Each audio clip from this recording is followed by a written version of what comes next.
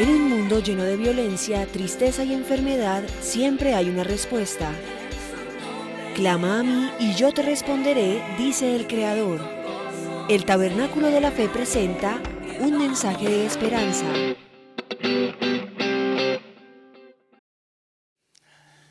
A raíz de todo lo que hemos estado hablando de la predicación de mi pastor, a raíz de la actividad que se está desarrollando para que haya materiales para los grupos en casa, a raíz de tantas cosas que todas se han unido, el Señor me ha puesto en un tiempo especial, uno de esos tiempos en los cuales uno parece como que se detiene en el tiempo, ¿cierto? Para entrar dentro de los tiempos de Dios. Y esta predicación de hoy es el fruto de eso. Puede parecer una continuación de lo que hemos estado hablando. Lo que quiero transmitirles es la reflexión especial sobre la santidad de Dios. Y para empezar, vamos a ir al Evangelio de Mateo.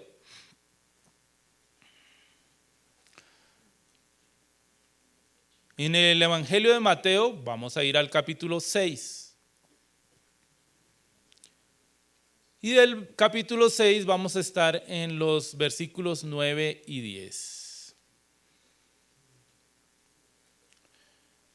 Muy bien, Mateo 6, versículos 9 y 10. Dice algo muy conocido: ustedes pues oren así: Padre nuestro que estás en los cielos, santificado sea tu nombre, venga tu reino, sea hecha tu voluntad como en el cielo, así también en la tierra. Amado Dios y Señor, gracias por esta oportunidad de predicar tu palabra, sintiendo una profunda indignidad delante de ti, pero hecho digno por tu gracia, por tu misericordia, por tu gran amor que me rescató y que me hizo santo para servir a un Dios santo.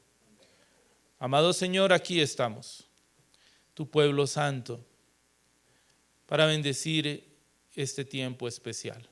Bendícelo con tu presencia, Espíritu Santo de Dios, para llenarlo todo, para enseñarnos, para bendecirnos, en el nombre de Jesús. Amén. Bueno, ayer yo estaba preparando esta predicación y decía, bueno, ¿cómo vamos a iniciar? Y tenía una de esas dificultades, esos atoramientos en que uno dice, caramba, vamos a hacerlo, ¿cómo? Y volteé hacia el lado y veo una foto. En esa foto estábamos mi esposa y yo a la orilla de un lago. Sé que mi señora recuerda muy bien esa foto. A la orilla del lago de atrás estaba, en la foto veía a mi hermano Agustín Rabat tomando una foto en ese lago. Les voy a hablar del año 2005. Eso sucedió hace esa distancia en el tiempo. Esa foto fue tomada en Israel. Porque acompañamos a mi pastor en la celebración de la fiesta de los tabernáculos. Tuvimos el privilegio de ir a conocer Tierra Santa. Y la pregunta que ustedes dirán, ¿por qué es santa? Sí, ¿por qué esa Tierra Santa? ¿Por qué? Porque Dios la escogió. Santo es lo que Dios escoge y aparta. Y Dios la escogió para que allí habitara la nación de Israel, su pueblo santo. ¿Cierto? Y todo el relato bíblico, si uno se pone a mirar bien, el relato bíblico es acerca de cómo ocurrió todo en ese pedazo de tierra tan pequeñito, al parecer tan insignificante, desértico, lleno de guerras, de dificultades, de problemas. Cómo ocurrió en ese pedazo de tierra la historia de amor más maravillosa que ha existido. Dios reconciliándose con los hombres a través del sacrificio más grande, y en ese lugar santo ocurrió el hecho más santo de todos. De verdad que ese es un lugar especial, la Tierra Santa.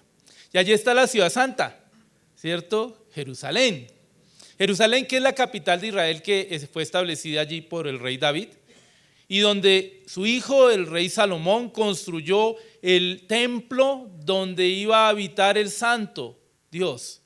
Y allí estaba el lugar más santo, el santo de los santos, el santísimo, donde la misma presencia de Dios estaba y donde una vez al año podía entrar solamente el sumo sacerdote con la sangre del cordero de sacrificio a ofrecer delante de Dios, porque el sumo sacerdote era apartado y santo delante de Dios para ofrecer ese sacrificio una sola vez al año. Eso es muy especial. Y cuando yo estaba ahí, no sé si mi pastor lo recuerda, estando en Jerusalén, viendo esta ciudad tan maravillosa, ¿sí? No es una ciudad tan espectacular como Madrid, como París, como otras cosas que pude ver hace poco. Y dije, pues esta no es tan, pero sí es mucho más especial porque es santa. Y yo le dije a mi pastor que me gustaría vivir algún día en Jerusalén. Yo me acuerdo que le dije, mi pastor, a mí me gustaría. Entonces mi pastor, no sé si él se acuerda lo que él me dijo. Él me dijo, pues sabes, a mí me gustaría vivir en Galilea. Me dijo así. Yo todavía no habíamos ido a Galilea. Unos días después fuimos allí a Galilea. No sé cuántos han estado allá, alzan la mano los que han estado alguna vez al lado de en ese lugar. Los que dejaron la mano abajo, por favor, no se lo pierdan. Amén, ahí está mi pastor, ya lo dijo. Estuve junto a ese mar y cuando veía la foto recordaba la experiencia especial de estar en Galilea. Y aquí está Miguel diciendo, sí, porque es que allí hay algo especial. Es un lago, como la laguna de Tota. ¿Sí o no? Así es. Pero hay algo en el cielo, hay algo en el aire, hay algo en ese monte que se llama el Monte de las Bienaventuranzas, algo que es único y especial. Es un lugar que fue tocado por lo santo y que adquirió un contacto especial porque es como una especie de ventana que se abrió del cielo hacia la tierra donde estuvo nuestro Señor Jesucristo. Él enseñó, vivió, hizo la mayor parte de sus milagros, donde la iglesia surgió por primera vez. Es algo especial porque el Dios Santo se hizo carne y vino a la tierra. Allí estuvo habitando. Y en ese momento yo pensé, oiga, yo también quisiera vivir aquí. ¿Sí? Y les invito a que lo experimenten, porque es la sensación de lo santo. Y cuando yo decía, yo también quisiera vivir aquí. Hoy recordándolo a la distancia, me vino a la memoria una historia que está en el mismo Evangelio de Mateo, capítulo 17, versículos 1 al 8. Esto también sucedió allí en Galilea. Esto que yo dije, me gustaría quedarme a vivir aquí, también lo dijo Pedro en ese momento. Estamos en el monte de la transfiguración. Dice, 6 días después, Jesús tomó consigo a Pedro, a Jacobo y a Juan, su hermano, y los hizo subir aparte a un monte alto, y fue transfigurado delante de ellos. Su cara resplandeció como el sol, sus vestiduras se hicieron blancas como la luz, y aquí les aparecieron Moisés y Elías hablando con él. Entonces intervino Pedro y le dijo a Jesús, Señor, bueno es que nosotros estemos aquí. Si quieres, yo levantaré aquí 3 enramadas, una para ti, otra para Moisés y otra para Elías. Hago ahí un pequeño paréntesis. Es esa impresión, esa sensación de que estaban ante algo, un hecho muy especial y santo, y el deseo de permanecer. ¿Sí? Estaba en ese pensamiento. Él no lo pensaba muy bien, solamente sentía. Pedro era así, no era como puro sentimiento, puro impulso. Dice, mientras él aún hablaba, de pronto una nube brillante les hizo sombra Curioso, ¿no? Una nube brillante que les hace sombra. Y aquí salió una voz de la nube diciendo: este es mi Hijo amado en quien tengo complacencia. A él oigan. Al oír esto, los discípulos se postraron sobre su rostro y temieron en gran manera. Curioso, pasaron de estar plácidos, felices, qué rico estar aquí, a wow, un gran temor. Entonces Jesús se acercó, los tocó y les dijo: levántense y no teman. Y cuando ellos alzaron los ojos, no vieron a nadie sino a Jesús mismo solo. Que es esa manifestación gloriosa de nuestro Señor Jesucristo, es algo que ellos les pidió el mismo Señor, que guardaran silencio acerca de esa situación hasta que Él resucitara.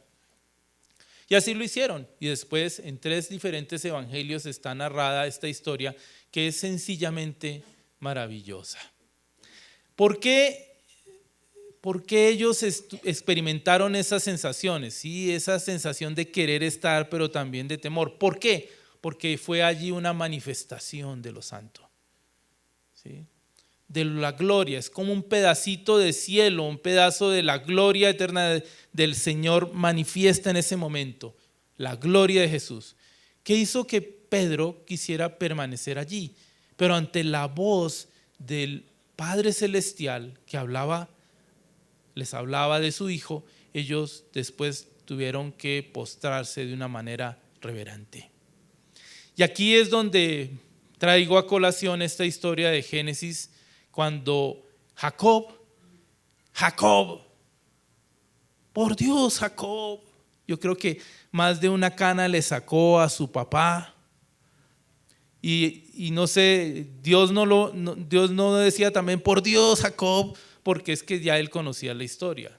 Pero Jacob no era precisamente la mejor persona del mundo, ¿cierto? A veces a uno le cuesta reconocer en Jacob el nieto de Abraham y el hijo de Isaac, porque vivió por su propio esfuerzo para tratar de sobreponerse desde el momento de su nacimiento. Y así vivió. Pero Jacob, que le toca salir corriendo por ser bandido de la presencia de su hermano que lo corrió motor, le toca salir así en el camino, huyendo, se queda dormido una noche en medio de su viaje, coloca una piedra para dormir y tiene una visión celestial. Algo que fue una ventana abierta del cielo hacia la tierra. Dice él que vio una escalera por la que bajaban y subían los ángeles y contempló a Dios en el cielo.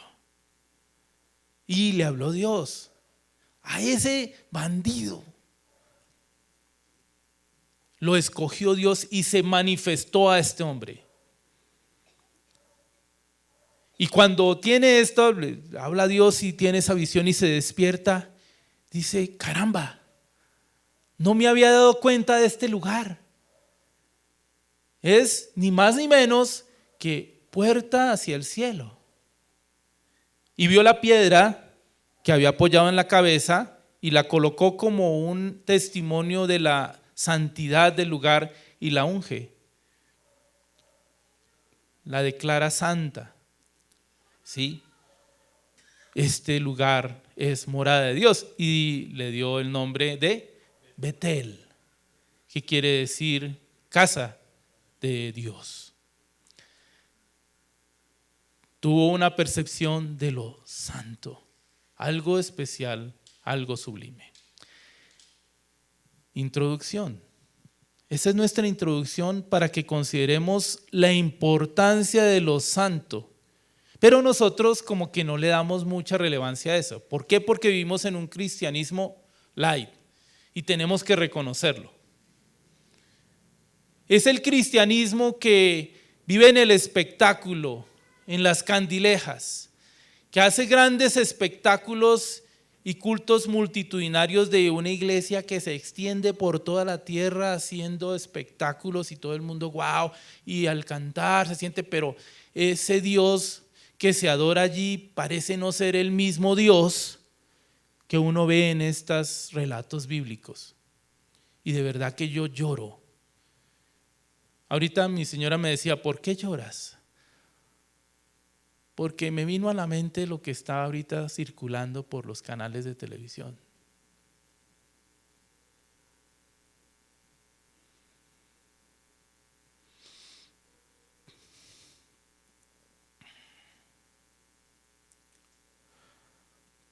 No puede ser que esa sea la imagen que estemos dando de la iglesia de Cristo. Sea verdad o no sea verdad, yo no soy quien para juzgar. Pero esa es la iglesia santa.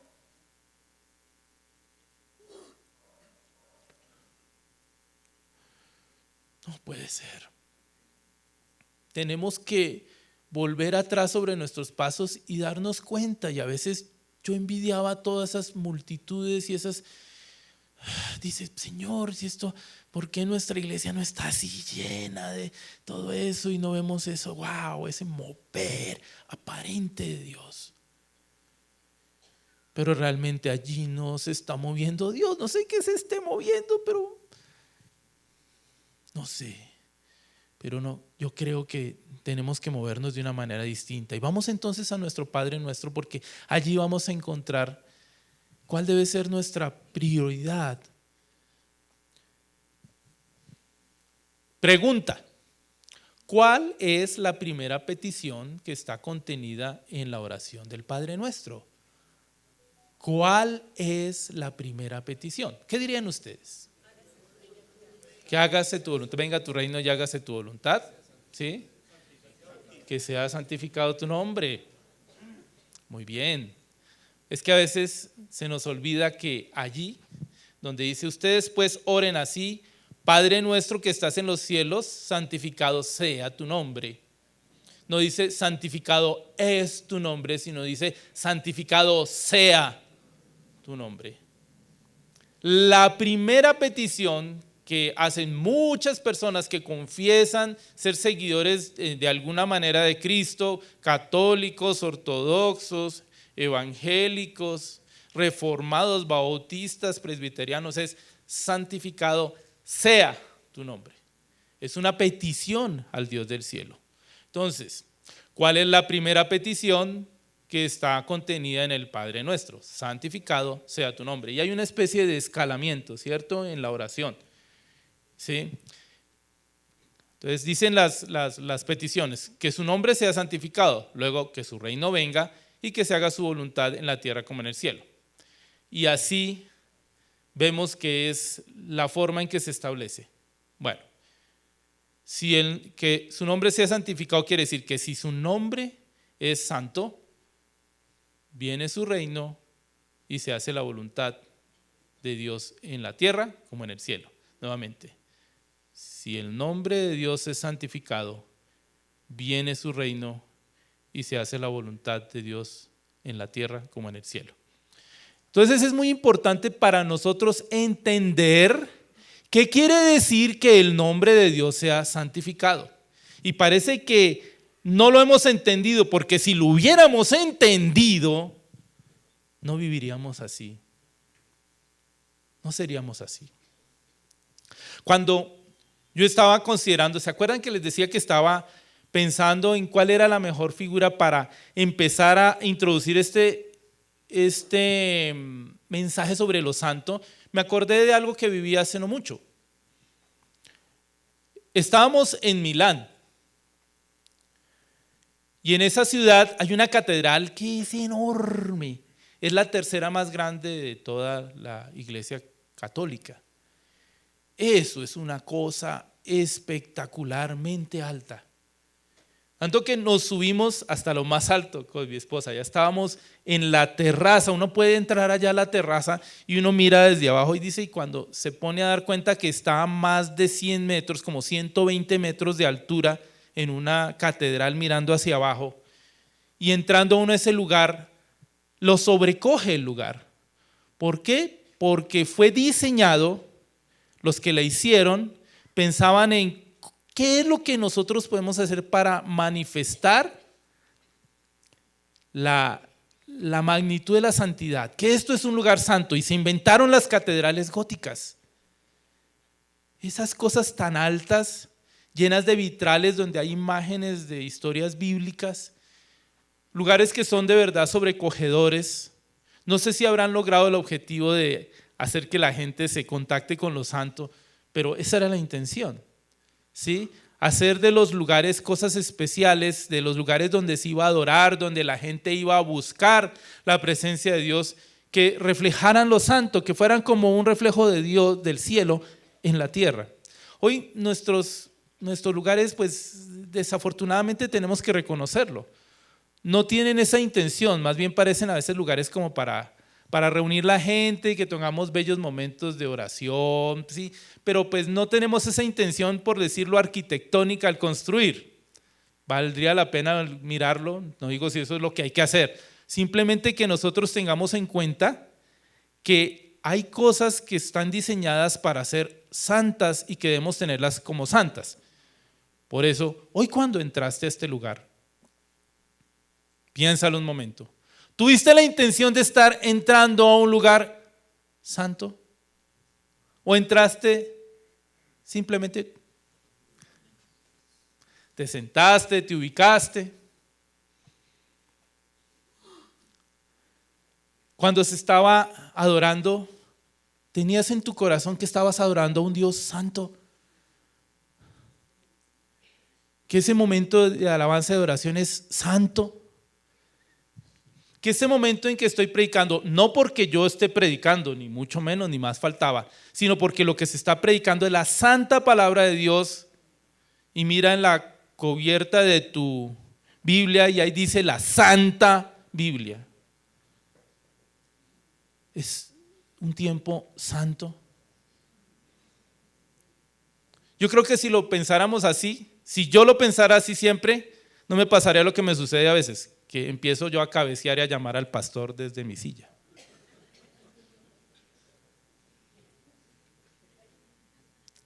La culpa no es del pastor, la culpa es de que yo no le estoy dando la connotación de santidad al tiempo. Le pasaba lo que le pasó a los apóstoles en el huerto de Getsemaní, otro momento muy santo. Es uno de esos momentos santos. Cuando el Señor está hablando al Padre del cielo, el Señor lo consuela con los ángeles. Eso es un momento santo. ¿Y qué estaban haciendo los apóstoles? Durmiendo. Es nuestra naturaleza, es la naturaleza caída, que está ahí en nosotros todavía y que nos impide a veces darnos cuenta, tener esas percepciones de lo que es santo. Vamos a ver un poquito qué era lo santo en el Antiguo Testamento. Cuando hablamos de santo, no son como esas estatuas, hay cientos de ellas allá en esa catedral de Milán, están allá arriba en todas esas agujas, hay estatuas de santos, eso no son los santos. Santo es lo que es separado, lo que es distinto, lo que es especial. Cuando se refiere a Dios, es el separado absoluto y distinto por excelencia. Por eso en el Antiguo Testamento había dos palabras para definir lo santo. ¿Sí? Uno es Kadosh. Algunos habrán cantado esto, ¿cierto? Kadosh, Kadosh. ¿Sí? ¿Han orado? ¿Cierto? ¿Qué quiere decir sagrado, santo? Santuario, consagrado, dedicado. Que proviene de un verbo que quiere decir, estoy leyendo, hacer limpio, apartar, consagrar, dedicar, santificar, entre otras cosas. Pero esta palabra, Kadosh, se usa casi exclusivamente para el Dios santo en la palabra de Dios. Muy rara vez se usa para algo o alguien excepto el Dios santo.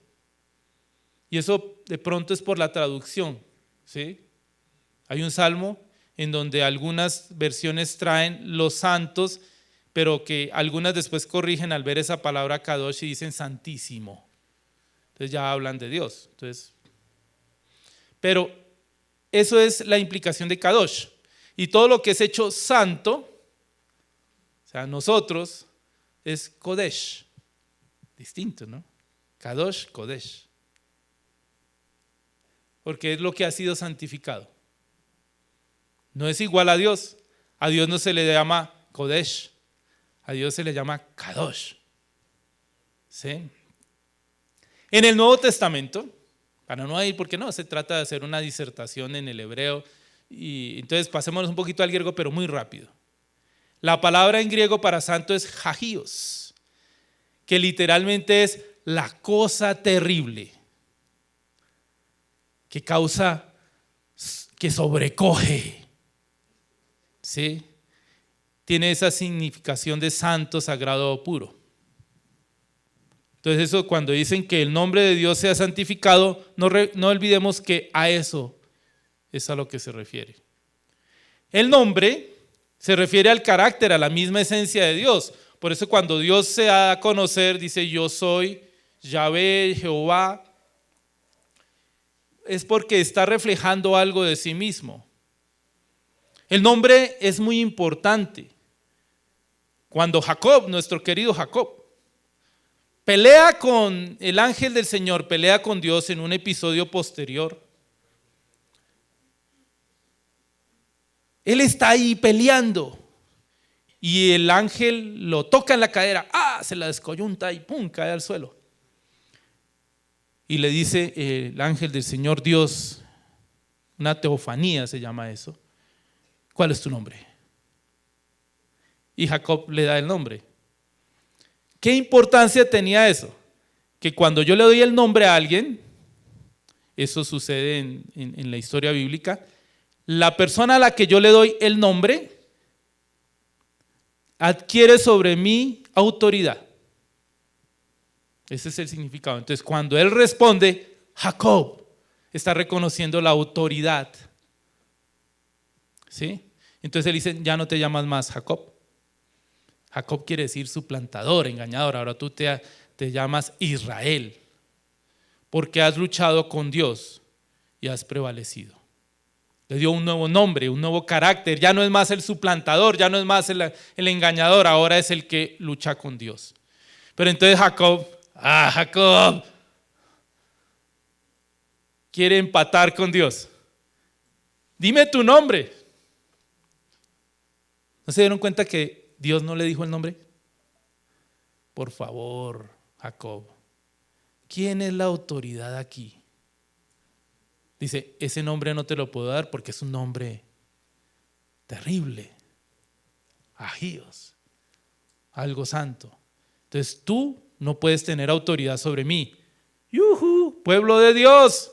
Nosotros no tenemos autoridad sobre Dios. No venimos aquí a torcerle el brazo a Dios. Venimos a rendirnos delante de la autoridad del que es santo. Bueno, entonces el nombre de Dios se refiere al carácter de Dios, el carácter divino. Y el nombre de Dios y la gloria de Dios están fuertemente asociados. Vamos a verlo. Éxodo 27. Por ahí está. No tomarás en vano el nombre del Señor tu Dios, porque el Señor no dará por inocente al que tome su nombre en vano. Iglesia, si el nombre de Dios es santo y nosotros nos santificamos a Dios, estamos tomando el nombre de Dios en vano, y este sí que es uno de los mandamientos que más nosotros transgredimos. Si ustedes se ponen a ver, todos los primeros 4 mandamientos son mandamientos que tienen que ver con mi relación con Dios, mi relación con un Dios santo. Y los otros mandamientos tienen que ver con mi relación con las personas, es cierto. Pero los primeros 4 mandamientos tienen que ver con la santidad. Definitivamente. No tomarás en vano el nombre del Señor tu Dios. ¿Por qué les digo que la gloria de Dios y el nombre de Dios están fuertemente encadenados? Vamos a Isaías 42:8. Dice el Señor, yo, el Señor, Jehová Yahvé. Es por la traducción. Este es mi nombre. Y dice, no daré mi gloria a otros, ni mi alabanza a los ídolos. A los ídolos. ¿Qué es un ídolo? Es cuando nosotros nos pasamos de la iglesia donde estábamos, la iglesia tradicional de nuestros padres, donde dijeron que ídolos eran esas estatuas que se hacían y a las cuales les rendíamos veneración. Yo fui de esos también. Dios me sacó de esa situación. Pero eso no es el único ídolo que el Señor ha tenido que ir sacando de mi vida. Un ídolo es cualquier concepto de lo divino, de Dios, que es inferior a quien Dios es. O sea, cada vez que yo establezco una imagen de Dios que es inferior a quien Dios es, eso es idolatría. No te hagas ninguna clase de ídolo, ni imagen. Entonces, cada vez que yo no santifico el nombre de Dios, no solamente pervierto el tercer mandamiento, sino el segundo, porque me estoy haciendo un ídolo. Si yo no veo a Dios como el santo, sino como mi chequera, eso es un ídolo. Si yo no veo a Dios como el santo, santo, santo, sino veo al Dios, el abuelito ese bueno que, yo pequé, pero Dios me perdona, Dios es bueno, Dios tiene. ¿Sí? Y la santidad de Dios no se debe mancillar porque Él es santo, santo, santo. Y de verdad que esto es supremamente delicado. No saben cómo me ha mortificado este estudio a mí, de verdad. Me recordaba a Lutero tratando antes de entender la gracia de Dios, iba hasta 6 veces al día, el pobre confesor estaba loco. Porque reconocía que había hecho algo malo y tenía que, en su ansiedad, esa ansiedad que le generaba, el saberse que era vil e indigno y haber aprendido que la manera en que recuperaba su dignidad era confesándose, entonces hasta 6 veces iba allá, su confesor le dijo, papá, empecé a estudiar la Biblia. Gracias a Dios que le dijo eso, porque estudió la Biblia y se dio cuenta que no era así la cosa. Pero es esa ansiedad que obviamente en ese momento es porque estaba basándose en su carne, pero hay algo que lo lleva a uno cuando empieza a entrar en el concepto de santidad, y es darse cuenta de lo lejos que estamos de entender lo santo. La imagen que se tiene hoy de Dios tiende a resaltar la gracia, y Dios nos da su gracia, eso es verdad.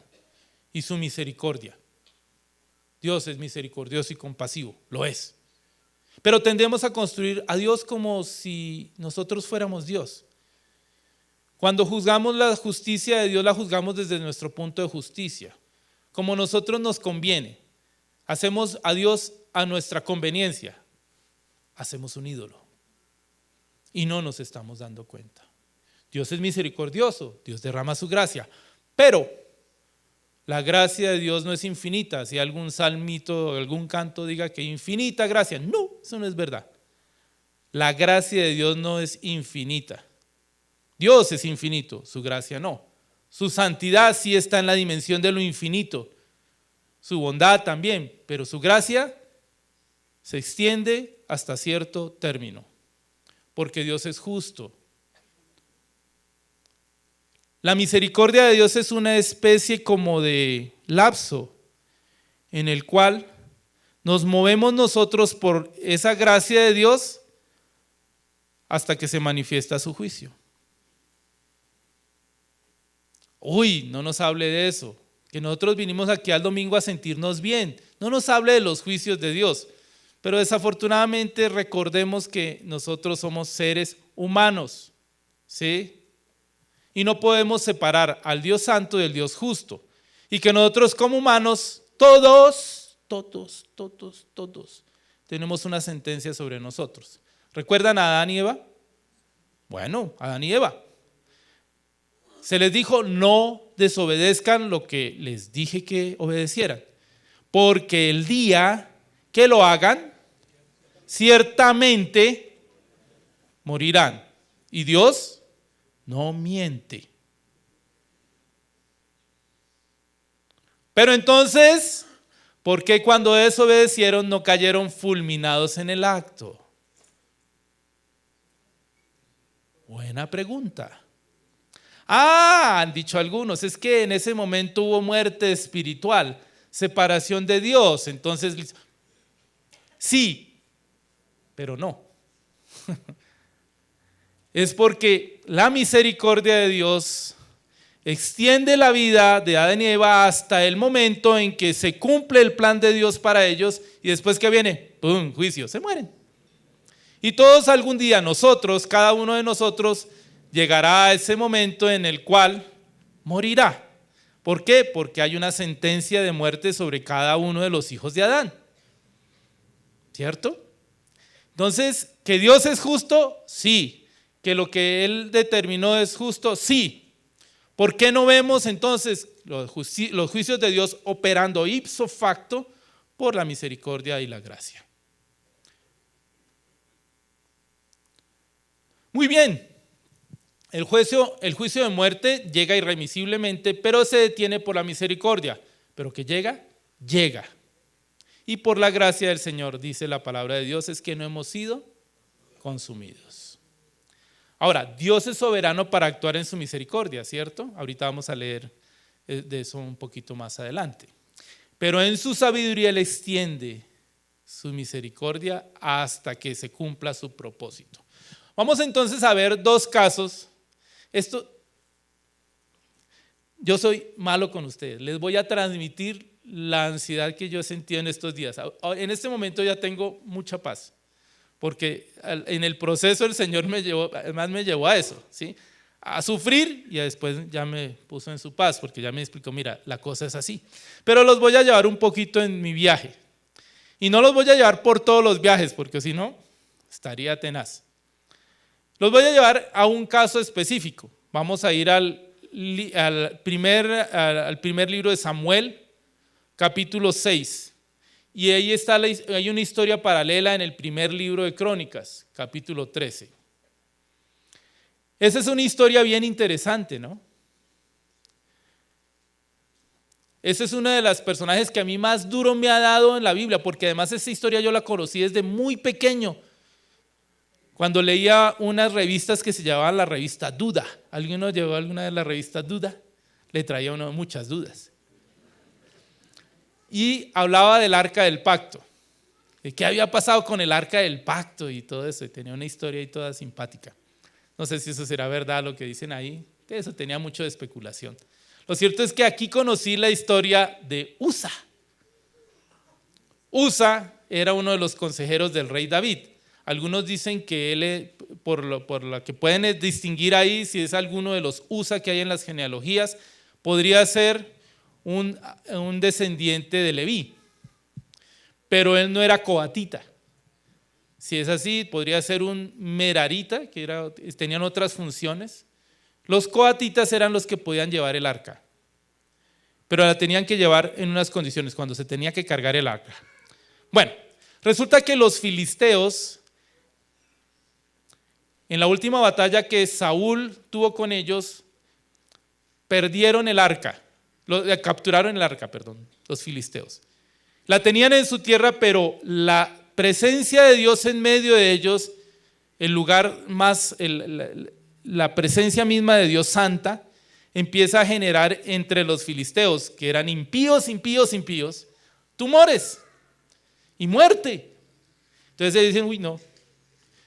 Quitemos esa cosa de nuestra presencia.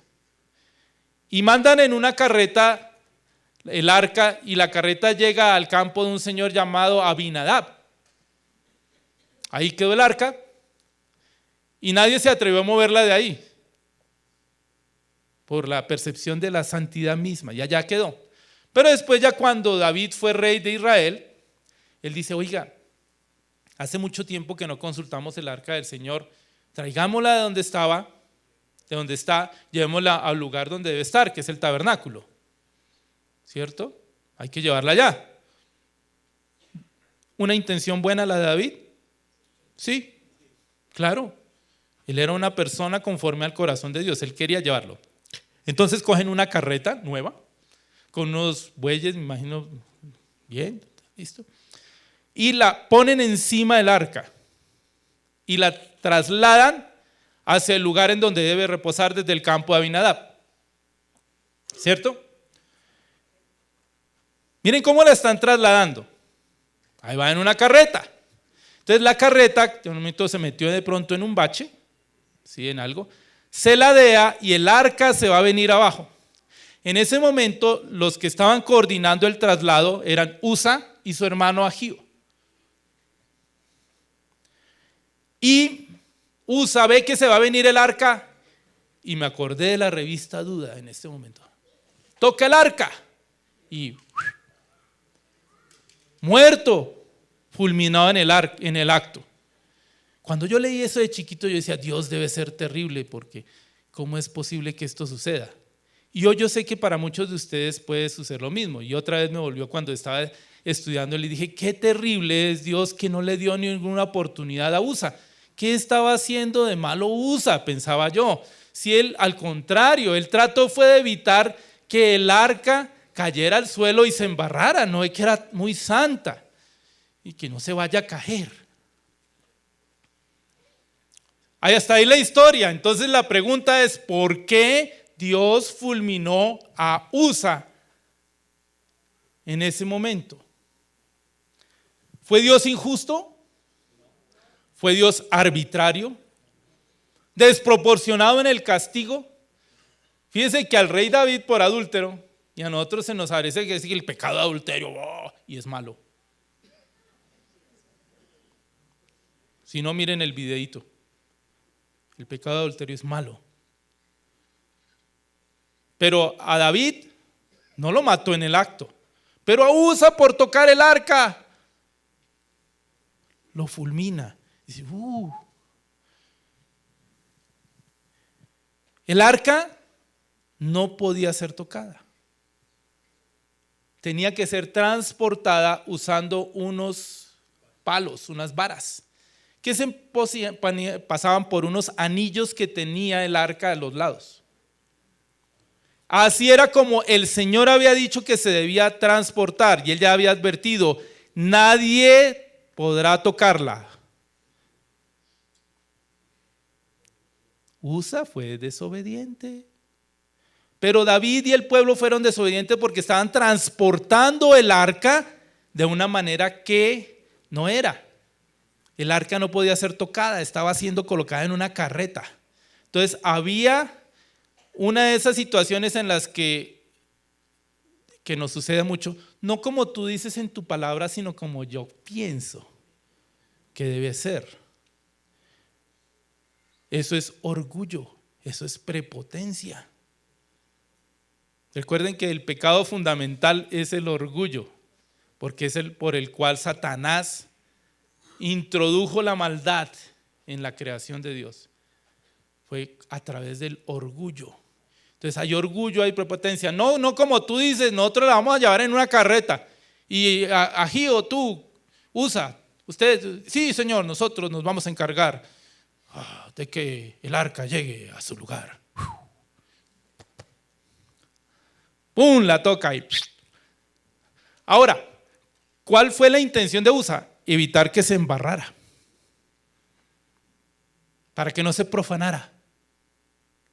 ¡Ay! Buena intención, ¿cierto? No, señor. ¿Qué era peor? ¿Que cayera a la tierra?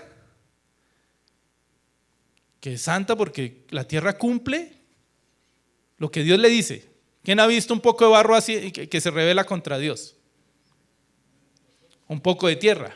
Pero el hombre, el ser humano, sí es rebelde delante de Dios. Entonces, ¿qué es peor? ¿Que caiga al suelo y se embarre o que la toque el hombre impío?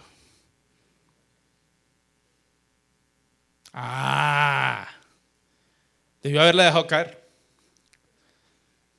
Y después la cogen con las varitas y la suben a su lugar, punto. La transportan como debe ser, a hombros de los coatitas. Pero no, Usa iba a evitar que se profanara, siendo que la mayor profanación era que él, impuro, la tocara.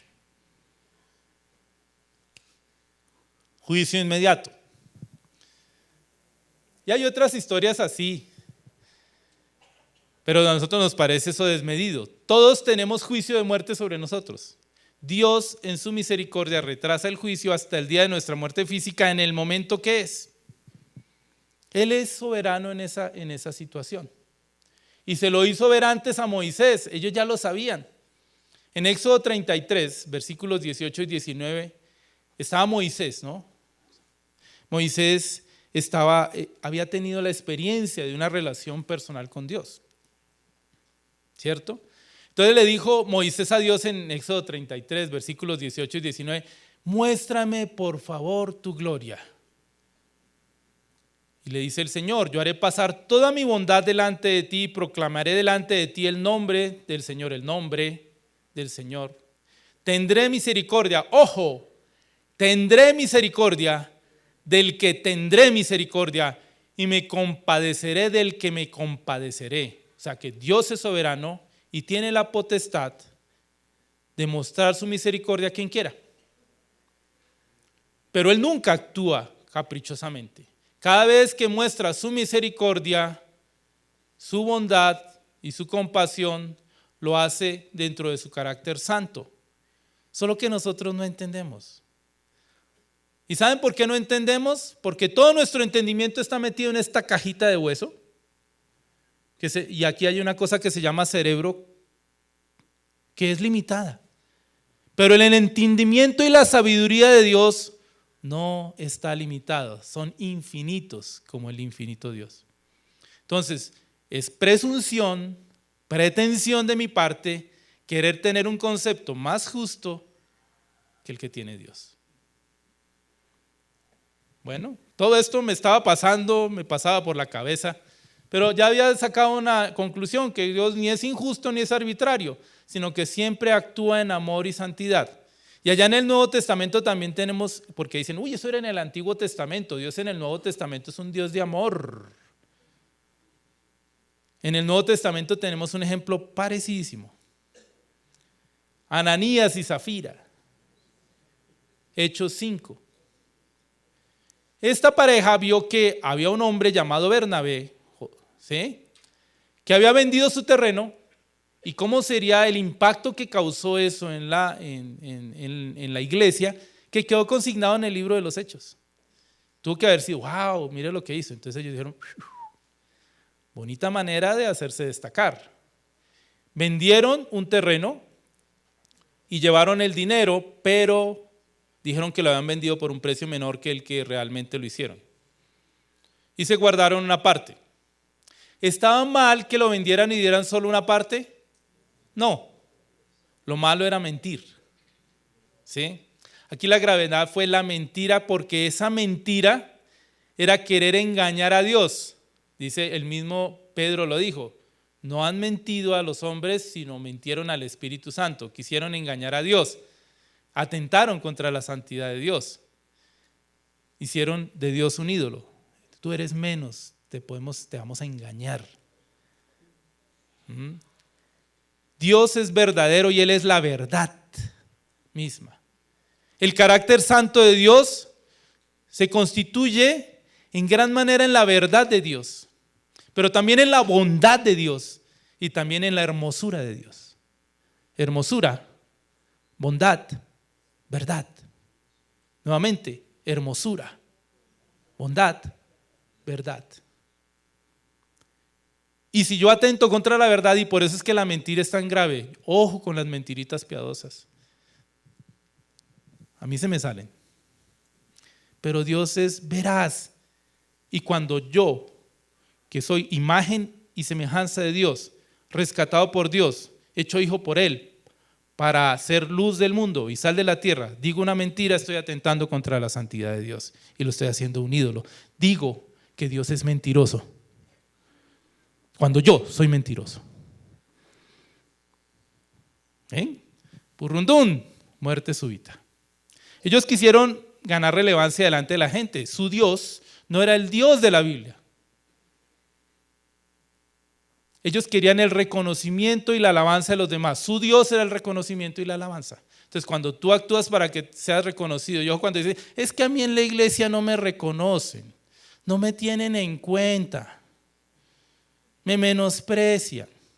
Perdón, ¿tú por qué estás en la iglesia? ¿Para adorar a Dios o para que te reconozcan? ¿Tu Dios es el reconocimiento o es el Dios santo, santo, santo?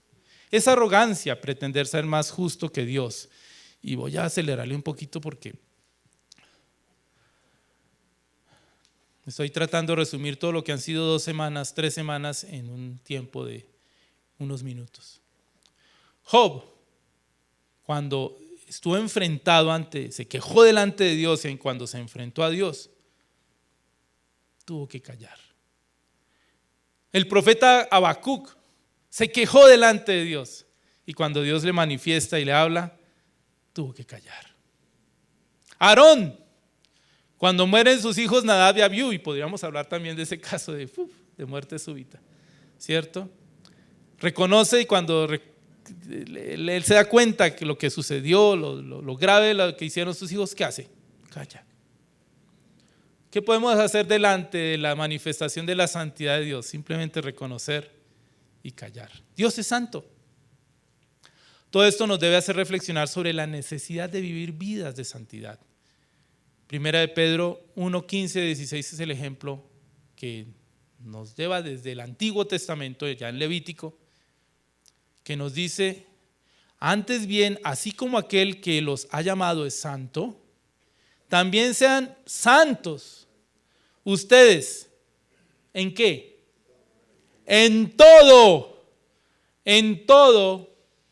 toda manera, aspecto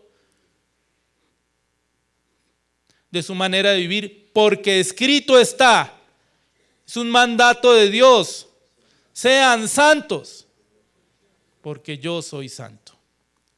Entonces hemos hablado que la primera petición que estamos haciendo es que el nombre de Dios sea santificado. ¿Cómo se hace eso? Que el nombre de Dios sea santificado depende de que nosotros vivamos vidas santas. Que el nombre de Dios sea santificado, que su gloria no sea mancillada, depende de que todos nosotros, todas las iglesias, hasta las iglesias de Australia, sean santas. Esto es grave. Fuimos hechos a imagen y semejanza de Dios y se supone que reflejamos esa imagen, la del Dios santo. Pero el hombre se rebeló, desdibujó la imagen de Dios y la profanó. Y esto es grave. Por eso es que es el juicio de Dios sobre la humanidad. Ahora, ¿qué evitar y qué hacer? Usted mira, pero ¿cuál es la fórmula? ¿Cómo vivo eso? Ahora, sin el Espíritu Santo, imposible. ¿Por qué? Porque nosotros en nuestra carne vamos a reflejar, son las obras de la carne. Gálatas 5. Gálatas 5, 16 al 24, digo pues anden en el Espíritu y así jamás satisfarán los malos deseos de la carne. Porque la carne desea lo que es contrario al Espíritu y el Espíritu lo que es contrario a la carne. Ambos se oponen mutuamente para que no hagan lo que quisieran. Pero si son guiados por el Espíritu Santo, no están bajo la ley. Ahora bien, las obras de la carne son evidentes. Estas son: inmoralidad sexual, impureza, desenfreno, idolatría, hechicería, enemistades, pleitos, celos, ira, contiendas, disensiones, partidismos, envidia, borracheras, orgías y cosas semejantes a estas, de las cuales les advierto, como ya lo hice antes, que los que hacen tales cosas no heredarán el reino de Dios. Santificado sea tu nombre, venga tu reino. Pero el fruto del Espíritu es. Entonces, a las obras de la carne se opone el fruto del Espíritu. El fruto del Espíritu es producto del Espíritu.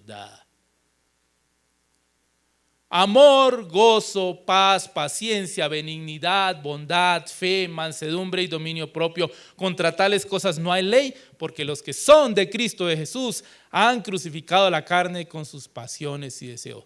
¿Cómo es una vida de santidad que santifica el nombre de Dios? Es la vida que es guiada por el Espíritu Santo, que manifiesta el fruto del Espíritu y que no hace las obras de la carne. Sencillo. Dice facilísimo, pues es sencillo de entender no es fácil de expresar, pero ya lo vimos, que debemos ser guiados por el Espíritu para hacerlo. El que vive así es uno que no practica las obras de la carne y que manifiesta el fruto del Espíritu. Bueno, vamos a entrar ya en nuestro final.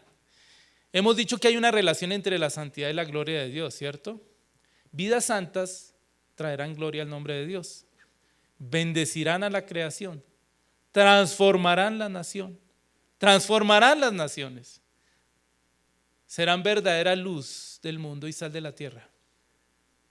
Que la iglesia sea santa, sin arruga y sin mancha, sin nada de qué avergonzarse, dice Efesios 5:27, ¿cierto? Porque tiene que hacerse realidad lo que dice la profecía del profeta Habacuc, porque la tierra estará llena del conocimiento de la gloria del Señor como las aguas cubren la mar. Oramos. Amado Señor, te pido de alguna manera perdón por comunicar esta angustia al corazón de mis hermanos, pero a la luz de todo lo que estamos viendo últimamente, creo que es absolutamente necesario. Nosotros, Señor, queremos ver esta nación transformada. Queremos ver este país libre del asesinato, de la corrupción, de la muerte. Pero se nos olvida que nosotros somos la luz de esta nación y la sal de esta tierra colombiana. Y no podemos hacerlo si no vivimos en santidad. Perdónanos, Señor, por todas las veces que hemos mancillado tu nombre, por las veces en que te hemos convertido en un ídolo, cuando hemos olvidado que tú eres un Dios santo, santo, santo. Ayúdanos, Señor, porque entendemos que es por la guía de tu Espíritu, no por nuestra propia carne, porque por nuestra propia carne no seríamos distintos que Usa, que Ananías y Zafira. Te pedimos, Señor, de todo corazón, que tu Espíritu Santo tome el control, que nos guíe, que nos lleve a vivir esas vidas que manifiestan el fruto de tu Espíritu, para que venga tu reino, Señor. Para que aquí en esta tierra colombiana y por donde nosotros, tus hijos, vayamos, se haga tu voluntad como se hace en el cielo. Gracias, Señor, por la revelación de tu palabra. Te pedimos que seamos santos como tú eres santo. Y nos comprometemos de corazón. Y les pido levante la mano el que quiera así hacer ese compromiso. Recuerden que están delante de un Dios santo. Nos comprometemos, Señor, a vivir vidas de santidad para tu gloria, porque tú eres santo, santo, santo. Y menos que de eso sería profanar y mancillar tu nombre. Lo declaramos en el nombre de nuestro Señor Jesucristo, el Hijo Santo del Padre Santo, en el nombre de Jesús. Amén.